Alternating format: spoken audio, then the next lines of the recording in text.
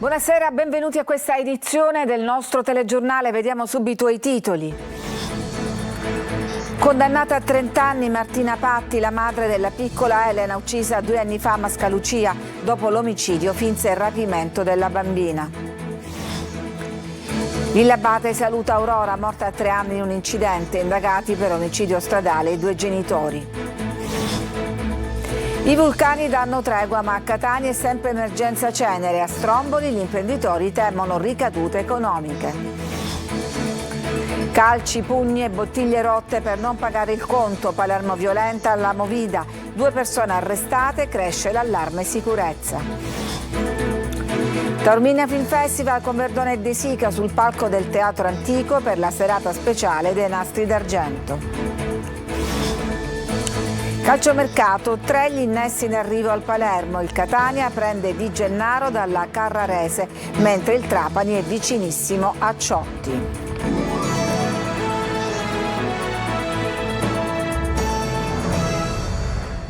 30 anni di carcere per Martina Patti, la mamma che uccise la figlia Elena di 5 anni 2 anni fa a Mascalucia. La donna finse un rapimento e poi confessò il delitto. Proprio oggi la piccola avrebbe compiuto 7 anni. Giusy Lazzara. Martina Patti ha confessato il delitto della figlia Elena di 5 anni, ma non ha mai spiegato il movente. Alla fine del dibattimento, la prima corte d'assise di Catania l'ha condannata a 30 anni di reclusione per l'omicidio avvenuto il 13 giugno del 2022. Martina Patti uccise la figlia con diverse coltellate al collo e alla schiena e poi la seppellì dentro 5 sacchi neri in un campo vicino casa a Mascalucia. Dopo 2 ore di Camera di Consiglio sono state accolte le richieste del procuratore aggiunto del pubblico ministero che avevano sollecitato il riconoscimento delle attenuanti generiche in considerazione della confessione della collaborazione dell'imputata, della sua età giovane, equivalenti alle aggravanti contestate. L'accusa comunque è di omicidio premeditato aggravato, occultamento di cadavere e simulazione di reato. Difficile comprendere questo delitto che nasce con la messa in scena di un rapimento e poi svela tutto l'orrore possibile. La sera prima di essere uccisa, Elena dorme dai nonni paterni. La mattina dopo la zia l'accompagna all'asilo e la madre la va a prendere e torna a casa a Mascalucia. Poi Martina Patti esce nuovamente con l'auto per creare un diversivo e ritorna nell'abitazione. È in quel lasso di tempo che avviene il delitto. Tra l'abitazione e il terreno abbandonato a 600 metri di distanza, dove la madre seppellisce il corpicino con una pala e un piccone che teneva in giardino. Tutto si offusca nella confessione della donna, ma per gli investigatori il movente potrebbe essere la gelosia nei confronti dell'attuale convivente dell'ex compagno, Alessandro Del Pozzo, padre di Elena. Il rancore cresceva nella mente della donna per l'affetto che Elena mostrava nei confronti della nuova compagna del padre. È un'altra bimba al centro della cronaca, la piccola Aurora, morta nell'incidente stradale avvenuto nella notte tra sabato e domenica. Rimangono indagati il padre e la madre per omicidio stradale. Oggi Villa Abate le ha dato l'ultimo saluto. Maglio Viola. Solo dolore nella giornata di lutto cittadino a Villa Abate, piccolo centro alle porte di Palermo, che questa mattina ha tributato l'ultimo saluto alla piccola Aurora, la vittima innocente dell'incidente di Vianitta proprio a Villa Abate, avvenuto nella notte fra sabato e domenica scorsi. Fuochi d'artificio, palloncini e magliette bianche con la foto della bambina stampata per accompagnare la bara, bianca anch'essa, dalla casa della famiglia fino alla parrocchia di Sant'Agata. Aurora ci guarda, ci custodisce con il suo sguardo particolare, ha detto Don Fabrizio Moscato durante la funzione religiosa. Uno sguardo che era con degli occhi azzurri come il cielo e che oggi è diventato il cielo, ha aggiunto il sacerdote. In chiesa anche le maestre d'asilo della bambina che ne hanno ricordato il sorriso, l'esuberanza, la curiosità. Aveva una vita davanti ed invece si è tragicamente interrotta su una strada. Non c'è spazio per le domande sull'accaduto, ma soltanto per il dolore oggi. Piangono papà Rosario e mamma Cetti, i fratelli, piangono i nonni, gli amici, i parenti. La bara è stata accompagnata da un lungo corteo a cui ha preso parte tanta gente del posto rimasta sconvolta dalla tragedia. Oggi è il giorno del dolore, ha ribadito la zia della piccola Aurora, consigliere comunale a Villa Abate. Per la morte della bambina sono comunque indagati sia il padre che la madre e gli investigatori devono ancora ricostruire i fatti che restano circondati da un alone di incertezza, così come si aspettano notizie dell'autopsia, rispetto alla quale nulla è trapelato. L'Etna si acquieta ma resta l'emergenza cenere. Purtroppo il ritorno alla normalità si prevede lento. La priorità sono le strade verso ospedali, stazioni, grandi assi viari di collegamento, centro storico e zone commerciali. L'attualità è quella che bisogna recuperare il terreno perduto perché la cenere lavica è depositata su Catania da ben 8 giorni, con cittadini ed amministratori locali sull'orlo di una crisi di nervi. Snervante attesa per rimuovere tonnellate di sabbia vulcanica che sta mettendo a repentaglio la salute dei catanesi, alle prese con strade pericolose. Negli ospedali sono tanti gli accessi per cadute causate da cenere, per non parlare del pulviscolo che viene respirato. Anche per questo le ditte che si occupano della pulizia sono costrette a rispettare orari e protocolli, come conferma Fabrizio Patania del consorzio Gema. La gente è esasperata per via delle temperature e per via del sollevamento delle polveri. È chiaro che è una situazione di emergenza estremamente grave che da decenni non si verificava soprattutto nella parte centrale della città. Ci sono molteplici criticità legate soprattutto all'orario di intervento. È possibile solo intervenire la notte in una fascia oraria tra mezzanotte e le 6. Macchina organizzativa che deve essere ancora rodata. Ieri abbiamo documentato le difficoltà al centro di raccolta comunale di Picanello, con gli addetti al servizio costretti a rispedire al mittente i cittadini che portavano sacchi di cenere lavica. Dopo il nostro servizio qualcosa si muove. Adesso abbiamo liberato le casse scarrabili, abbiamo disponibilità e programmato un servizio che prevede anche probabilmente l'apertura domenicale. Sullo sfondo l'immancabile inciviltà, con decine di sacchetti che continuano ad essere riversati davanti ai cancelli nelle ore di chiusura dell'isola ecologica. E anche lo Stromboli sta dando tregua, si è fermata la colata lavica, ma adesso si teme la fuga dei turisti. Francesco Triolo. Stromboli ed Etna non sono direttamente collegati, a chiarirlo è l'Istituto Nazionale di Geofisica e Vulcanologia, rispondendo a chi si chiede se le eruzioni dei due vulcani siciliani negli stessi giorni siano frutto di qualcosa di più che una coincidenza. La situazione a Stromboli adesso si è tranquillizzata dopo l'esplosione avvenuta nel pomeriggio di ieri. La paura è stata tanta, anche se è durata lo spazio di 3 ore circa. I bagnanti sono stati fatti allontanare dalla spiaggia e così come i residenti nelle aree limitrofe al mare indirizzati verso il centro di raccolta antistante la chiesa di San Vincenzo, ubicata in quota sicurezza tsunami. Qui in via precauzionale sono state distribuite mascherine per proteggersi dalle esalazioni di gas e bottiglie d'acqua. Si è registrata qualche scena di panico con protagonista qualche vacanziere, subito comunque tranquillizzato dagli strombolani. In chiesa invece i volontari hanno intrattenuto i più piccoli. Contestualmente nelle isole di Panarea, Lipari, Saline e Vulcano è scattata l'allerta spiagge, ma non ci sono state evacuazioni, solo la presenza sui luoghi delle forze dell'ordine con il coinvolgimento dei titolari dei lidi e di altre strutture balneari. Allertati anche i tanti mezzi nautici pubblici e privati in navigazione in questo periodo nel mare eoliano. Sono stati ripristinati intanto i divieti previsti nelle ordinanze che erano state allentate e bloccato l'accesso ai sentieri che portano a quota 100 a Stromboli e quota 90 a Ginostra. Restano momentaneamente ferme le mini crociere e la Capitaneria di Porto non ha modificato l'ordinanza relativa alla distanza obbligatoria di 300 metri dalla costa e 2 miglia dalla Sciara del Fuoco. Intanto sull'isola c'è grande fermento tra le attività turistico-ricettive che parlano apertamente di uno tsunami economico ed invitano il sindaco Riccardo Gulla a continuare nel percorso verso la normalizzazione intrapreso nei giorni scorsi con il via libera alle scalate e all'arrivo contingentato delle imbarcazioni da mini crociere da Sicilia e Calabria. Nell'isola infatti fioccano le disdette da parte dei turisti e già una struttura ricettiva ha chiuso i battenti per assenza di clienti con conseguente licenziamento del personale. Maxi rissa per non pagare il conto, calci, pugni, bottiglie rotte, 2 feriti a Palermo e cresce l'allarme sicurezza nelle zone della Movida. Semplicemente non volevano pagare il conto al bar e visto che il presidio di polizia per la prima volta nelle ultime settimane non c'era in via Macheda ieri pomeriggio, hanno tentato di andarsene e quando sono stati affrontati dal proprietario è scattato il pestaggio. È stata ricostruita in mezza giornata la maxi rissa esplosa ieri pomeriggio in via Macheda a Palermo. Le manette sono scattate per 2 tunisini di 21 e 22 anni, mentre la denuncia a piede libero per 2 bengalesi di 37 e 36. La rissa ieri pomeriggio pomeriggio è finita con 2 feriti, uno lieve, mentre il titolare del bar ha avuto la peggio, è stato colpito con una bottiglia in testa ed è stato necessario soccorrerlo con un'ambulanza e portarlo al pronto soccorso per la medicazione. Gli arresti sono stati eseguiti questa mattina dai carabinieri. I 2 tunisini sono noti alle forze dell'ordine perché stazionano in via Fiume quasi tutto il giorno. Entrambi erano già stati coinvolti in un'altra rissa durante la quale un altro tunisino è stato pestato, quella volta da un gruppo di palermitani, nel corso di una spedizione punitiva finita con un 17enne in rianimazione.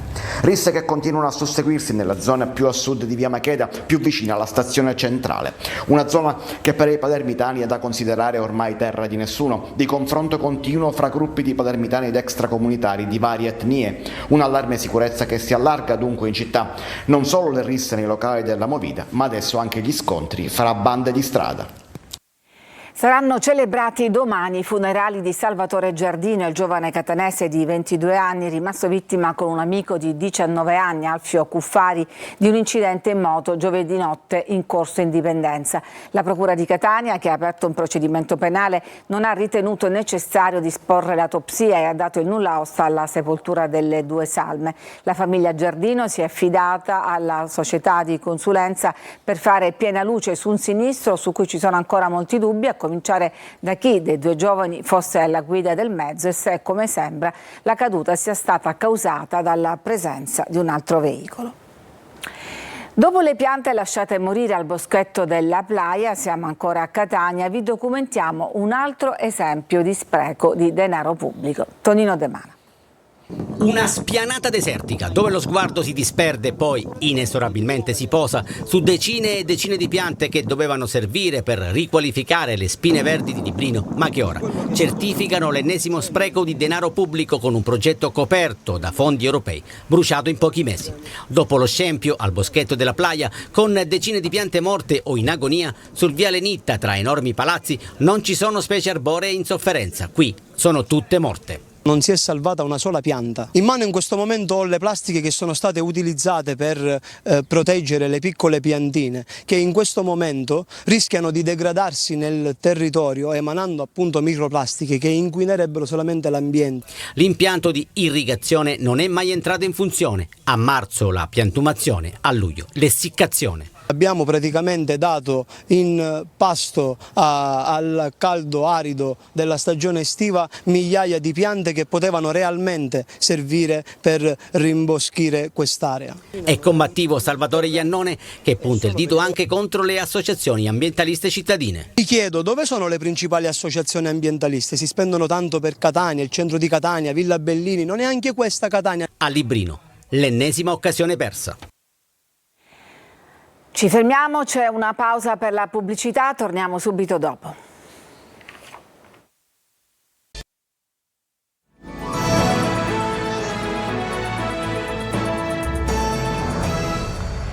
Verdone e De Sica sul palco del Teatro Antico per la serata speciale dei Nastri d'Argento che apre il Taormina Film Festival. Per noi c'era Eva Spampinato.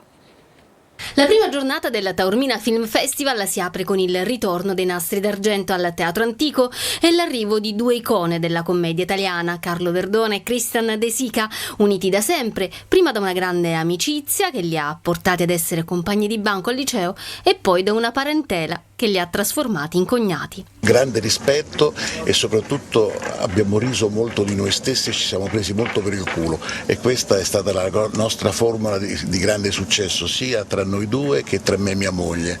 I Nastri d'Argento premiano l'eccellenza della commedia italiana e il valore che essa rappresenta. È un farmaco antidepressivo. Anche se tu vai a prendere il cinema neorealista, dentro c'è sempre molta commedia, c'è anche molta ironia. Noi abbiamo continuato nella tradizione però raccontando dei tic, delle fragilità, dei difetti diversi rispetto a quelli che raccontavano e rappresentavano i grandi colonnelli della risata, così venivano chiamati.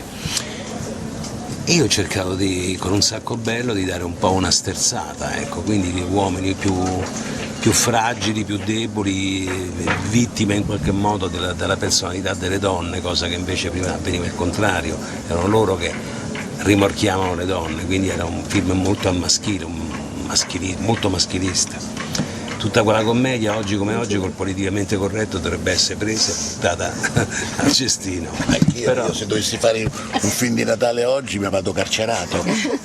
Per entrambi il legame con Taormina è fortissimo. Il primo premio importante che ho preso l'ho preso lì, un Davide di Donatello con Sacco-Bello, e mi ricordo fu una serata veramente piena di emozioni. E io il primo Davide Donatello, che poi purtroppo me l'hanno rubato, perché allora i Davide Donatello li faceva Bulgari, quindi erano d'oro, come rivelazione dell'anno per un film che appunto si chiamava Giovannino, da un romanzo di Ercole Parti, ed è stato il mio primo Davide Donatello vinto qui, è stato il primo premio importante come per lui. La 70ª edizione del festival, diretto da Marco Müller, prende il via ufficiale con un tocco di glamour e tante attese, tra cui l'arrivo in città dei divi di Hollywood, Nicolas Cage e Sharon Stone. Il volo ieri ha entusiasmato e commosso i 5.000 presenti all'Arena della Villa Bellini per il Summer Fest. Roberta Lunghi. Felici di essere in concerto per la prima volta in 15 anni a Catania. Una felicità non solo dichiarata, ma trasmessa con la forza delle canzoni e nello scambio di energia con il pubblico. Il volo a Catania per la rassegna Summer Fest 2024, nell'anno dei suoi 15 anni di carriera, si è raccontato con un viaggio nel tempo e nei generi, in 2 ore serrate di musica, davanti al pubblico attento, appassionato e decisamente trasversale che ha affollato la Villa Bellini. Il colpo d'occhio dell'Arena nel piazzale delle carrozze con 5.000 presenti è lo specchio di un successo annunciato. Piero Barone e Ignazio Boschetto, siciliani, con Gianluca Ginoble, hanno entusiasmato il pubblico della Villa Bellini con una scaletta ricca di emozioni. Era dentro te soltanto un sogno, ma presto il sogno sarà realtà. In scaletta anche le canzoni inedite del nuovo progetto discografico Ad Astra e il singolo capolavoro presentato all'ultimo Festival di Sanremo. Cantare in Sicilia è un ritorno a casa, ha raccontato il trio in vista della prima data siciliana. Canteremo per voi, con voi e per la nostra terra. E così hanno fatto, accompagnati dai cori dell'Arena.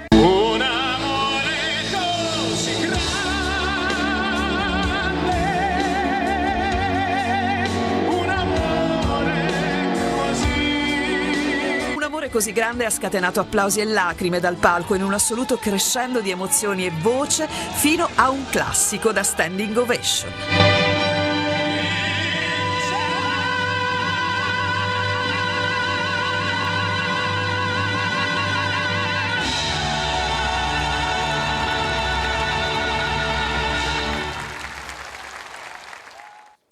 Ci fermiamo, c'è un'altra pausa e poi la pagina sportiva.